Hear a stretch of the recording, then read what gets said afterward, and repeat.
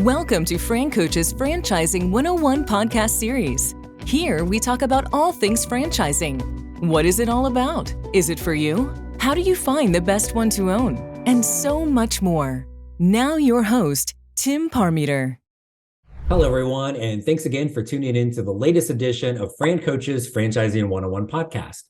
I am Tim Parmeter, founder and CEO of FranCoach and your Franchising 101 host. Today, we have one of our franchise partners joining us, the first one of the year. And this is, sometimes we use the term emerging in franchising. These guys are brand spanking new with an amazing concept and just tons of opportunity within the always booming home service industry. So we're going to talk to them here in a moment. First up, always, who are we? And FranCoach is a national search firm dedicated to working with individuals like yourself interested in owning a franchise. We're partnered with well over 600 of the top franchisors in the country, and that spans nearly 70 different industries. Our goal is to help clients find the absolute best franchise for them to own. And the goal of the Franchising 101 podcast is to help educate people on all aspects of franchise ownership. Okay, that's the good stuff. That's the bad stuff. Now let's get to the good stuff. So joining us today, we got two people. So we've got the president, founder. He's all things for this group, Mr. Scott Marr of our featured franchise, which is Wallaby Windows. And we also have their vice president of basically everything because he is a self-admitted stud. And that is Mr. Caleb Kenner. Guys, thanks for joining us today. Awesome. Appreciate you having us, Tim. It's always good and fun to be first. Then there's Caleb. So right. he's it's like on Saturday Night Live, like the more times you come on and then you get after 5 you get the jacket. So Caleb, I think this is what 2 or 3 for you. So yeah. We got a couple more before we get the velvet jacket for you. So thanks for coming back. We got some new FranCoach and Franchising 101 merch, which is the word the cool kids use. So I'll have to hook you up with that. So Scott, you got to come back at least one more time before you're on the merch list. So, but thanks for coming, man. Wallaby Windows, we want to talk about that. But first, Scott, like, who the heck are you, man? How did you talk us a little bit about you and kind of that journey into franchising? Because this is not your first go around with this. So tell us a little bit about that. Yeah, I'm happy to, Tim. So it's interesting, everybody's journey into franchising is just a little bit different. And so happy to tell you about mine. So when I was a really young fella, I had a mobile truck washing business, and it was an all corporate company that we started. I'm originally from Atlanta, Georgia, so started the business there. And like I mentioned, it was all corporate. So we had company owned locations and employees and trucks and so on and so forth. And we built a great name over the course of a couple of years. I originally started that business when I was really young and then decided to pursue scaling it nationally, right out of high school. And 2-3 years into the business, formally into the business, we were growing so fast. We built a great name. We were in 5 states. We had over 100 employees, and we just hit a point to where we were being approached by customers in all types of states, and we had national contracts, and so rather not national contracts, we had national customers that were contacting us saying, "Hey, can you provide service to us in Texas? Can you provide service in Arkansas?" And so on and so forth. And so for the first several times that happened, we would just say, "Sure, no problem," and then we'd go open a new greenfield, stand up a new location, and that was great. That was fun when things were going well. And then we just hit a point to where it was happening more and more frequently. And so we ultimately, that's kind of our transition into franchising, so to speak. A good friend of ours said, "Scott, why don't you look into franchising?" And at the time, I kind of had franchising to me had a negative connotation for whatever reason. It was just me being green to franchising. I said, "No, I don't want to lose control. I think that we as a company operation probably do a better job. Because we can control it and so on and so forth." And started thinking more about that, and month went by, 6 months went by, and finally said, I think that's a really great idea, actually, because we kept getting contacted by our national customers. And so we learned about franchising, learned what a franchise disclosure document was, learned what a franchise agreement was, and we went to work and started to convert from an all corporate company to a franchise system. And that was in late 2013. It took the better part of 2013 to prepare for that. And like most new franchisors, they make some mistakes along the way, and some that are good for franchisees, some that are not so good for franchisees. And we certainly made our fair share of mistakes, but we figured it out over the next couple of years, and then we really hit the accelerator and grew that business. And franchising for me was something that when I figured it out, and when the magic happened between the franchisor and the franchisee, it was just something like nothing else that I had really ever experienced. And it was something really freaking cool. And so I realized at that point, that was like a really big inflection point in my career, where I said, this is something I want to be involved in for the duration of my career. And so here we are. Awesome. Very, very cool. And so how long, and again, I just want to go back for a second. Like the one thing that really stuck in my mind is you were still in high school and you already had this going on? Yeah, so I started my first business. The name of that company is called Fleet Clean USA. Still around and growing today, and that's something that I'm super proud of. Started that business, or at least the idea of that business, when I was 15 years old. Had a friend that had a driver's license, and so we it started as a really a B2C business. At the time, I was just anything I could do to earn a buck, and started out by washing, personally owned vehicles and RVs and motorcycles, and that turned into pressure washing of driveways and houses, and then learned of the niche, which is mobile fleet washing. So we would go out to companies like Cisco Food Service and Waste Management, Coca-Cola. We worked with a lot of Fortune, 100 and 500 companies. And we would basically go out. They used an outsourced service a lot of the times to come out and basically wash their fleets on a routine, recurring basis. So yeah. I'm congratulations on that, and I'm selfishly blown away because I know what the hell I was doing when I was 15, 16 years old, and it wasn't that. It was probably the same thing as Caleb. Because at that point, I was pretty sure I was going to be a basketball star for Indiana University, and then, I don't know, play in the NBA for 15 years or so. So that was pretty much my focus at that time. Fell just a tiny bit short of that. So, geez, way to make me feel like an underachiever, Scott. Thank you. So, tell us about Wallaby Windows. Start off like what the heck do you guys do? Kind of product, services, customers. What does that look like?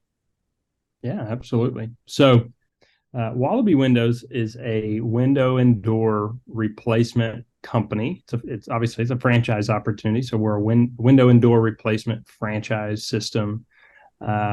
Basically, what we do is we go into homes where the homeowner has a desire to have a more energy efficient window, or maybe they're looking to increase the style and energy efficiency.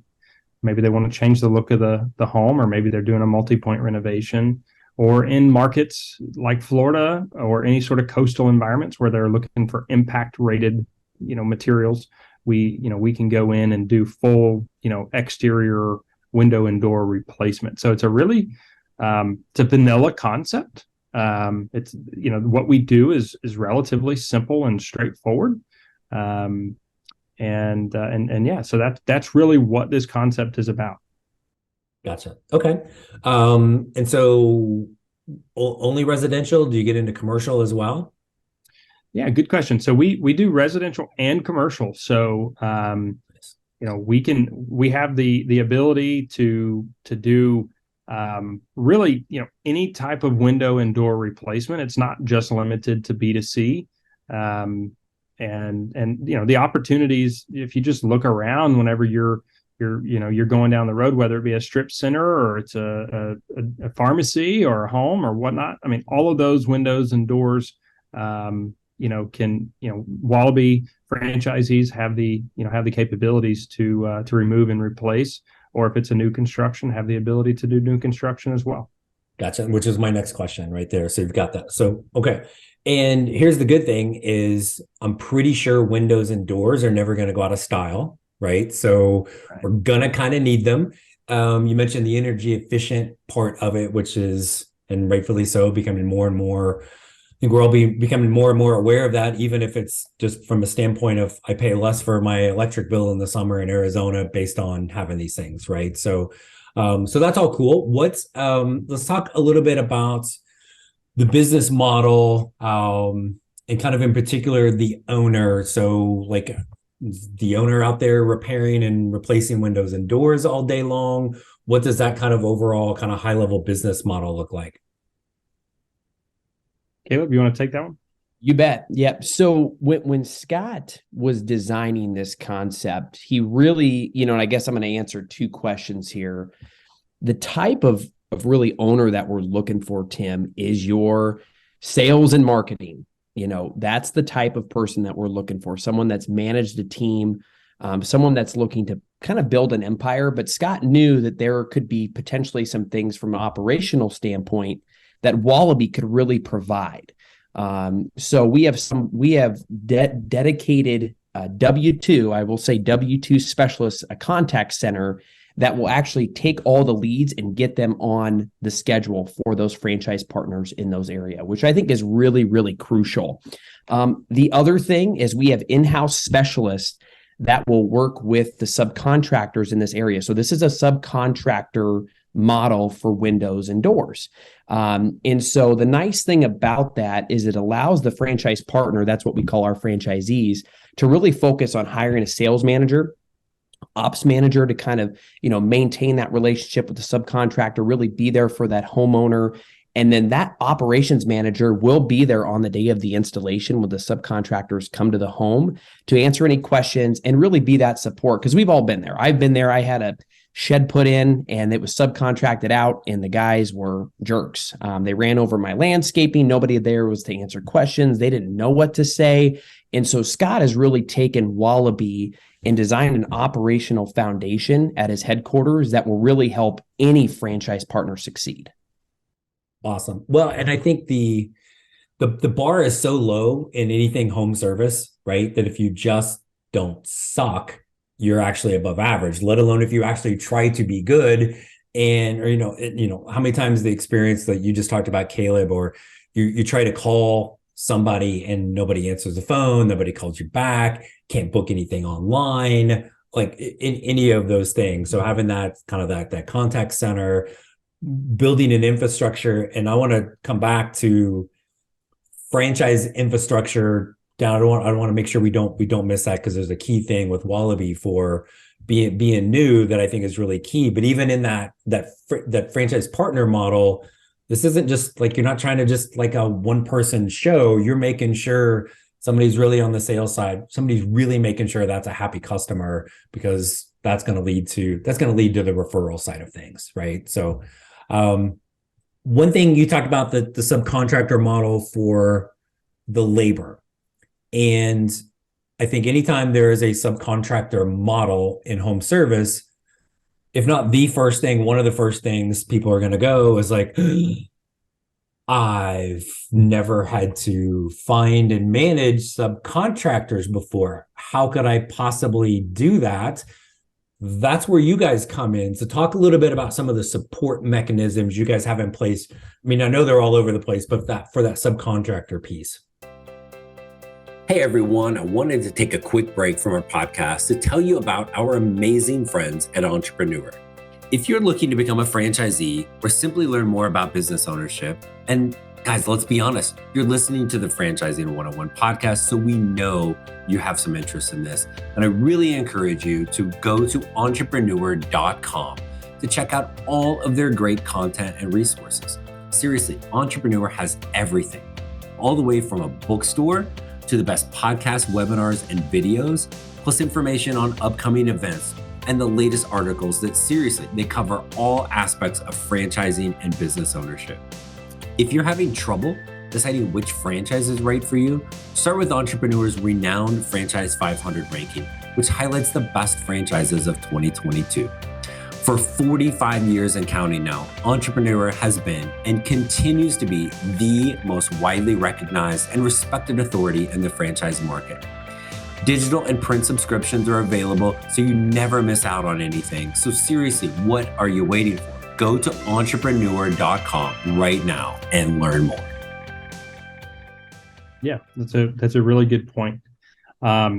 So we've established really wonderful vendor relationships and partnerships with some of the biggest brands in the window and door industry, and So we've really gone to great lengths to be prepared for our franchise partners. And so with that, one of the people on our team that is obviously sharing that knowledge with others comes from a role of recruiting subcontractors for over 10 years, and for another much larger organization than ours. And so we have a full standard operating procedure for how we find, window and door, installers in a given marketplace. And we have a full vetting process and application checklist and so on and so forth. So it's a fully completed, fully done process that we've already vetted out in our own location of Wallaby Windows. So we know it works. We know that we can, get good quality subcontractors that are going to show up, get the jobs done, make our customers happy, and just make that a really smooth process for our franchise partners. So, and we've really been able to do this because, to a large part, our sister brand Koala, we've built a lot of clout in the industry. Koala was no one, 2.5, 3 years ago, to all of a sudden becoming a behemoth, the most recognizable installation franchise brand that exists. And so with that, we were able to really tap into the knowledge base that we had from there, and then tap into the vendor network that we've created and bring a lot of that stuff over to Wallaby from day one. So it really fast tracked our ability to be able to offer franchises with the Wallaby Windows concept. Awesome. No, I love it. And I think it's just something people like, if it was employees, even if it's in a different industry, right? I'm going to own McDonald's. I've never managed a burger flipper before, but I've managed people before, right? The subcontractor thing throws those people off because it's not something they have a ton of experience with in most cases. But and I know you guys experience this, but there's a real benefit in that, because if they're not any good, it's so much easier to just not work with them anymore than an employee, number one. And number two, when you find good subcontractors, they're going to be smart enough to realize you're their meal ticket, because they just want to do the work. And the better job that they do, the more you're going to keep pumping them business over and over and over. So there's some huge advantages to it. It's just like, it's like a whole different language. So that, like, all of the different support mechanisms you guys have, that's one I wanted to make sure we really discussed a lot about. And Tim, exactly what you just said there is exactly what we've experienced in our flagship location and throughout our piloting of Wallaby. Is you find a good subcontractor. Now you might have to go through one or two to find a good one that's going to be responsive, that's going to take you seriously. And part of that was us, figuring things out for ourselves as well early on. But once you find that subcontractor and you're giving them, work consistently week in and week out, they take you seriously. They answer your phone call and they're quick to make things right if something did go wrong on a job site or whatever the case may be. So So that's something that I found really interesting. I had a certain level of skepticism early on about working with subcontractors, and that fear dissipated pretty darn quickly in the process. Yeah. Caleb, you were about to say something a minute ago. Yeah. I don't want to steal anybody's thunder, but that's, Tim, when I was talking to you, a few weeks ago about this concept, I think, the infrastructure right now, and Scott can tell me if I'm close with numbers, but, we have close to 40 employees currently. Scott's not done yet. We're adding as we speak. And we just have one flagship location. So Scott is building this thing for growth. It's got tremendous potential. And so it's one of the reasons, why I wanted to be a part of this thing, because the infrastructure was there. And franchising, for a new candidate, it can be nerve-wracking, right? Like, okay, do I trust this brand? Here are some of my concerns. Scott and his team have done a fantastic job of, getting over that and really helping franchise partners understand what we're building, and they'll feel much more comfortable about this type of investment, when they decide to move forward. Yeah, and let's go back to just kind of educating people in franchising for a second. I mean, this is the Franchising 101 podcast after all. So you'll have and you guys correct me if I'm wrong, but usually when you think about having 100 units in franchising, it's like, oh, you're a grown up now, right? You're the real deal. And then under there, you'll get emerging, I hear the terms micro emerging. Wallaby's brand spanking new. There's you have zero owners open yet, right? And so for some people, that may be like, yikes, that's a little scary. The next person's going to go, sweet, I'm on the front end of something, right? But behind the scenes in franchising, the newer brands are sometimes shoestringing it, right? Like the entire team might be on the podcast with us right now, right? And maybe not even it's really just Scott, but his buddy Caleb, he brought him in and gave him a polo to pretend like it's more people, right? We're talking 30, 40 employees, right, within the system. You've got, and Koala, I think, is probably Scott, correct me if I'm wrong, is the true kind of sister to this. That's been around for a handful of years. I'm pretty sure you guys are over that 100 mark with that. So, kind of been there, done that. Existing franchisees, is insulation the same as Windows? No, but right, there's a lot of similarities, but between there, to be able to have all of those resources, that experience, to now be able to launch. And Scott, you said something, I actually wrote it down early on, talking about your fleet business, which the name of it I probably should have wrote down. But and you kind of did it in that humble and assuming way. Yeah, hey, we made some mistakes. Well, we all know people that have never made a mistake in their entire life. I mean, they have, but they haven't realized that they've made a mistake. So to have the awareness, yeah, hey, we messed some things up. How do we fix that for that brand? How do we definitely make sure it doesn't happen in Koala? And then now you've got all of that experience come into something that is brand new. So this is, when you think of something that is a humongous opportunity as a franchise, with openings basically everywhere, I'm guessing, other than Melbourne, Florida, right? Everywhere else in the United States, that fantastic opportunity is not coming with the normal risk of a new franchise. It's coming with proven systems, people, infrastructure, all of that. So kudos to you for already probably building a team much bigger than you need at the moment, but poised to make sure that you have everything in place for all of the franchisees that come on board. So it's super, super cool for that. Yep. What do we need as far as, do we need an office? We talked a little bit about the staff, equipment, stuff. What does that look like? Yeah, I'll take this one, Scott. So really, there's no office required. This is home based, so the franchise partner can be from home. Now, as the business scales, if they have multiple trucks, they can certainly look at a lease space for that, but definitely not right away. They need 2 Ford Maverick pickups. That's part of our initial investment. and then hiring a sales manager and an ops manager. Now, that candidate, if, the first year, if they're like, hey, I really want to get my feet settled in, I want to kind of really understand this. I'm a sales guy by trade, and they want to take over that sales manager position and then just hire an ops manager, certainly, we'll look at that as an option, and then helping that franchise partner expand to then hire a sales manager, ops manager, that kind of stuff. So that's really what you need there. And then, like I mentioned, 2 trucks and a tape measure, in simple terms. But there's no rigs, there's no equipment. There's not any inventory. All the product is ordered through our software that we use. That's connected so that it'll ship all the stuff, to the locations and get those things installed, and then working with our internal team and subcontractors to coordinate the install date. Awesome.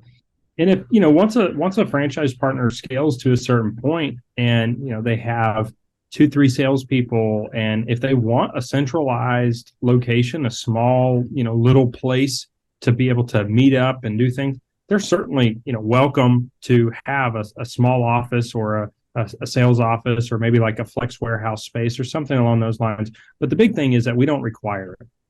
Gotcha. So if somebody wants to be more flexible, and work from home or whatnot, like Caleb said, that's really, within their discretion. Awesome. Or if they're, they got 4 little kids or something, Caleb, we're probably going to want to get, yes, an office somewhere 100%. Else, right? So no, cool. And then I think, Caleb, your point about that, if that owner is coming in and they've got a great sales and marketing background, experience, number 1, but number 2, they want to do that, they can do that. If it's somebody that's maybe not their thing, you already have kind of the plan in place for maybe take that off of their plate. Maybe they stay a little higher level right off the bat. It's still possible. Sure. Yep. And the nice thing is like I mentioned, we've talked about the infrastructure, at the headquarters, and if that franchise partner, wants to hire the sales manager, ops manager, which we highly suggest, there's still things for them to do, manage right. The back end finances, have team meetings, look at conversion percentage. There's other things that they will do and work with our home office team to ensure they're operating at the highest level. So just because they're not the sales manager, there are still things that we'll have them do. Yeah. And I would guess owner is probably best when it's the owner, but that sales manager, if you hire somebody, getting out in the community, right? Connecting referral sources, right? Other home service brands. I was saying realtors are the best referral sources on the planet, right? All of those different things are going to come into play. Can we do semi-absentee owners? Yes, but I want to talk about how we title that specifically.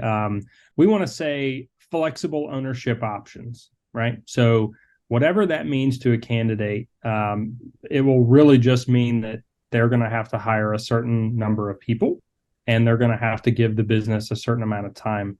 Any franchise that's, any business, doesn't matter if it's franchised or not, for that business to be successful, especially in the infancy, that business is going to have a pilot. It's going to have someone that is pushing that business forward. And depending on the level and quality and number of people that you hire, will determine how many hours you put into that business on a given day or a given week or month. And that will change over time as well as the business, goes through and progresses from its infancy to, becoming a toddler to becoming an adolescent, right? It'll require different amounts of time. And so what we like to say is really flexible ownership options. Gotcha. No, and anybody maybe hearing the word semi-absentee for the first time, 2 things. Number 1, listen to some more of these damn episodes, because we talk about it all the time, right? But keep your job and have this, but like the flexible ownership options, I always tell people, like, if you can't envision 10 to 15 hours a week, at least on top of what you're doing, we probably need to not look at this. Isn't just like kick your feet up on your desk at your office at the job and wait for Scott and Caleb to make you tons of money.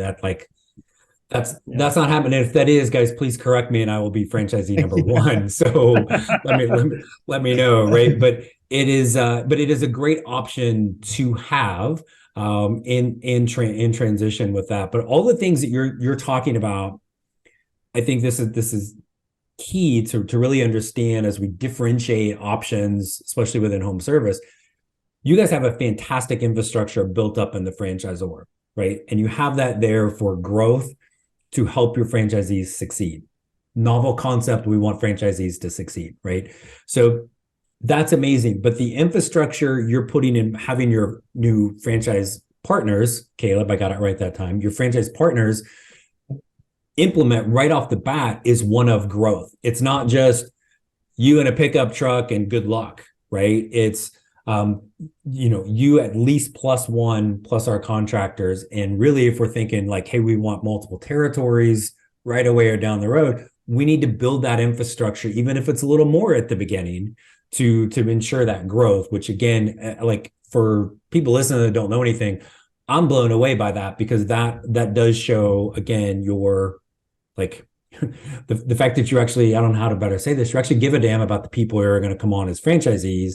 And number two is you're putting them in position to be successful and have growth opportunities, which again, kind of the whole point of a new franchise is that people can come in and not come to Phoenix, Arizona and have one territory. It's how do I have Scottsdale, Gilbert, Chandler, Mesa, right? Right. This big, huge chunk. I don't have just Lincoln, Nebraska. I have Nebraska, right? Those type of things. You can't do that as a one-person show. You guys are setting the stage for that, which is just really fantastic. So I love it. So, what else? I appreciate all of your time and the info. So I'm gonna throw kind of one more question at both of you. So, and I know there's a million things you could probably answer this with, but what else would you really want to make sure that we know about Wallaby Windows that maybe we haven't already talked about? I'll let Scott go, and then I'll go after Scott. I won't steal his thunder. Wallaby was really built. It's coming from the franchise industry already. Wallaby was really built with the franchisee in mind. So we really said, what do we want a franchise partner to experience on their first day and on a daily basis as a business owner? And then we really backed into that. And so that's where a lot of the support that we're talking about on this podcast is really coming from, is we've kind of built a franchisee centric model, really taking into account the flexible ownership options, right? We know that there's a growing trend out there where folks are wanting to stay in a position and then have a business. And maybe it's an idea of a transitionary period, right? Where they start as employee, start a franchise, and then maybe 6 months, 12 months, a year, 2 years in, or whenever they hit that level of comfort, they can transition into their own business on a full-time basis. And so what we really did was we built it with that in mind. And that's probably the biggest thing that I would really want people to know about Wallaby. Awesome. And I think for me, Scott talks about kind of his high level vision, which I always appreciate. And obviously for me, some of the other details that we forgot to discuss was, this concept has good, better, best options. So, one of the things when we talk about windows, they're the really high quality ones, right? The custom homes, the $2, $3, $4, $5 million homes. But what's great is we've positioned ourselves in the good, better, best. So whether we're maybe dealing with somebody that's kind of budget conscious that does want to upgrade their home and efficiency, we have that option. Or if you've got somebody that's brand new custom home, wants this beautiful looking thing, we've got that option as well. So I think that's really unique, that we can access different types of consumers. And then the software that does all the estimating, the scheduling, all of that stuff is really cool. It's linked to our manufacturers. It's really savvy, and we've got great training as well. So a lot of things are lined up for success. We're just looking for bulldozers now. We want somebody to come in and really push push the limit for Wallaby, because this thing's going to explode. And I'll just say this, if you don't get on it now, you're going to have a missed opportunity. Yeah, maybe, or the opportunity is you're going to be a customer because somebody's going to own it in your neighborhood. Correct. Right? 100%. We will be there. We will be there soon enough. Nice. No, and I love that good, better, best thing, right? And if you go to the website, the wallabywindows.com, like basically what you're going to see is you're going to see all of Caleb's homes. They keep scrolling through there because he's a baller, right? Though I probably don't see a good window in those pictures, yep. Right? But again, having that option, which is also a great sales tool of like, hey, like here's this one, but that's a little bit much. We can come here. Or that's not nice enough. We like, again, from a sales perspective, that's great, because then really you're going to be confident knowing when you're sitting there talking to that prospective customer, whatever the heck they need, you've got for them, right? So correct. Yep. Super cool. Guys, this has been awesome. Thank you for coming on and educating all of us, myself included, on Wallaby Windows. And so really, I can't thank you guys enough for doing so. Appreciate you having us on, Tim. And again, it's always good and fun to be first.